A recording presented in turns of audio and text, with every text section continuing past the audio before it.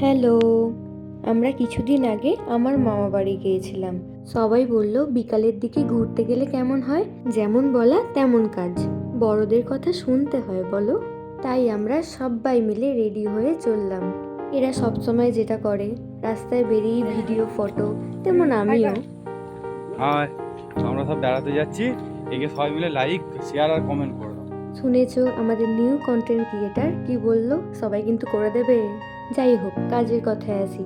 এটা হচ্ছে পানশিউলি। এটা হচ্ছে 3টে নদীর সংযোগস্থল, রূপনারায়ণ, গঙ্গা আর দামোদর। তারপর আমরা ঘুরে ছবি তুলে চলে এলাম একটা মন্দিরে।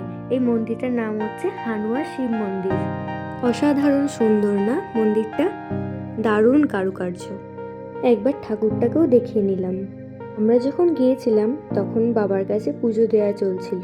যেহেতু সেদিন বিশেষ দিন ছিল, সেহেতু অনেক ভিড় ছিল। এখানে যে যার রূপচর্চা নিয়ে ব্যস্ত।